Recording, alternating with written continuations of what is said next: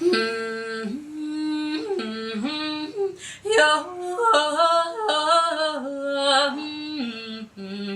higura, higura, higura nawe.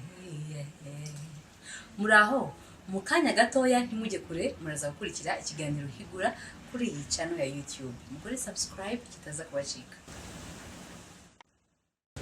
Ikiganiro Higura muzajya mugikurikira kuwa mbere no kuwa gatatu isaa moya z'umugoroba ndetse no kuwa gatanu saa 12. Ntimugacika.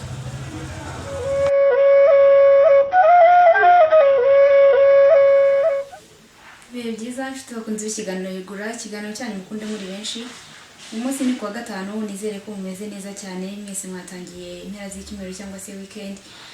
Ubu murimo muraruhuka, niyo mpamvu rero tugira ngo tunabagaragarize bamwe mu batsinze ibisubizo byo kuwa mbere ndetse no kuwa gatatu twari twabajije, kugira ngo tubihembere ku mugaragaro mubibona.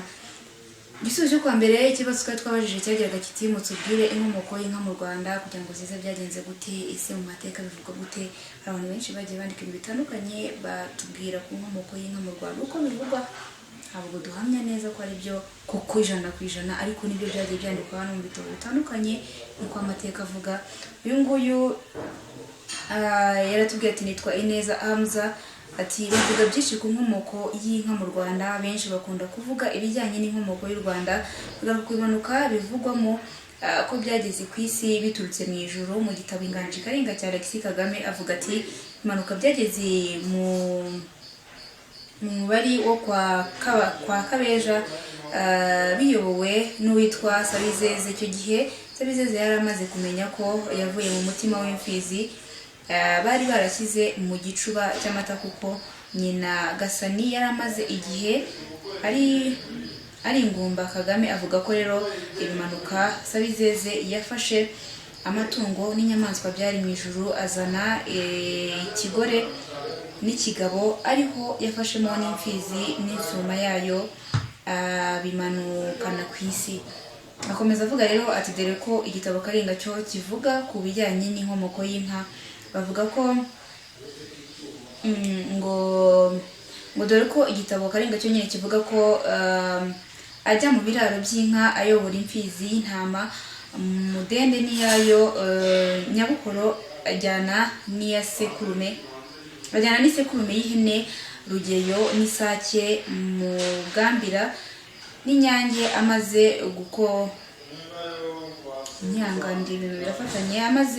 gukoranya ibyo byose akoranya ku muvandimwe we, ugeze aho abona inka zaturutse mu ijuru.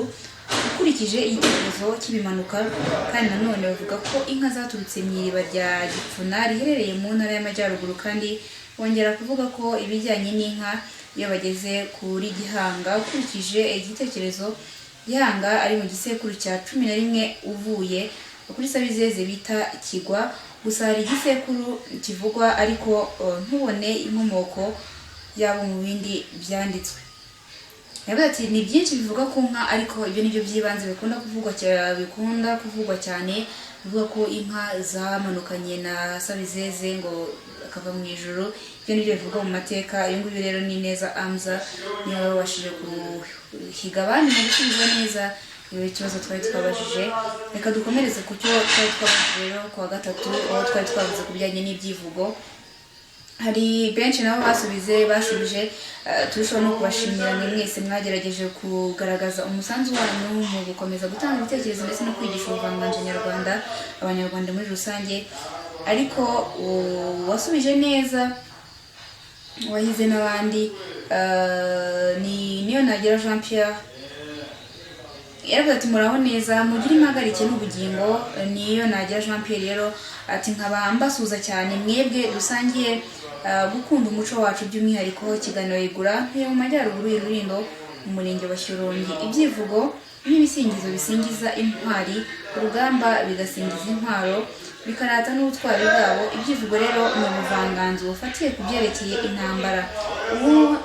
Ubu rero ni ubwoko butandukanye bw'ibyivugo, ari nabyo twari twabaje n'ubundi twari twavuze tubatubwire amoko y'ibyivugo, bagenda batubwira n'ubusobanuro bwabyo. Ati yongeraho ubundi bwoko rero, ati ibyivugo by'amahomvu cyangwa se ubuse, ibyivugo by'imyato n'ibyivugo by'inyingwa.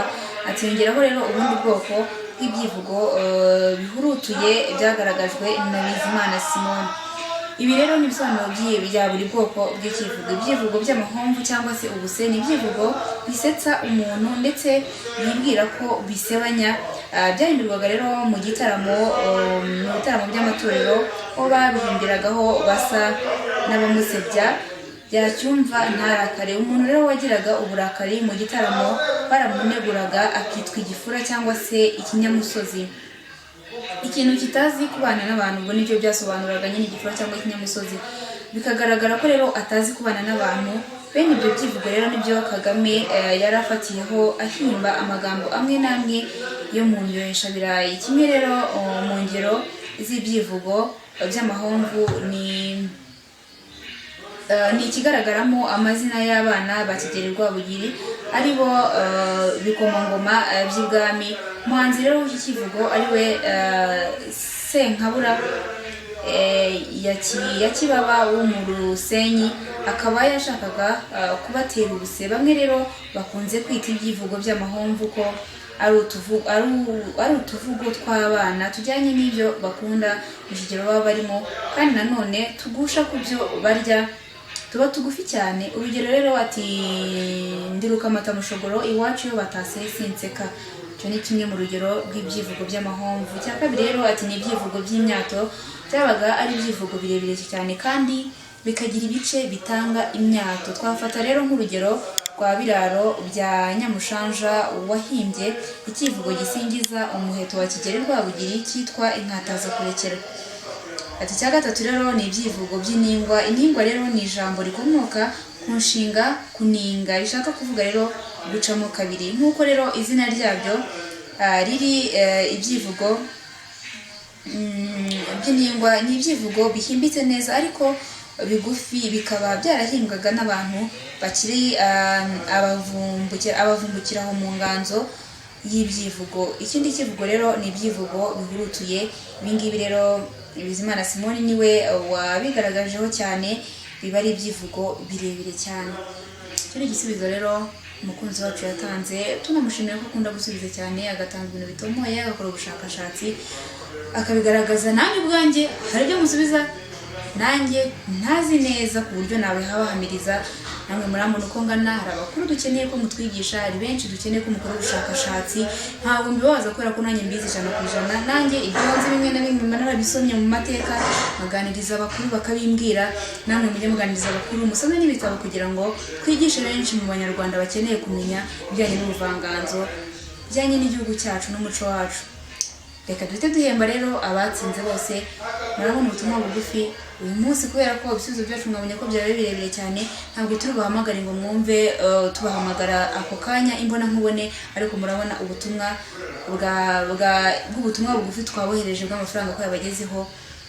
Turabahamagara abo ubwabo twivugane nabo, ariko mwebwe munaza kubona ubutumwa bugufi. Reka mbashimire rero ndabutsa ku kiganiro cyacu ari kuwa mbere, kuwa gatatu no kuwa gatanu, aho tuzi ikibazo kimwe tugahemba amafaranga 10,000 by'amafaranga y'u Rwanda.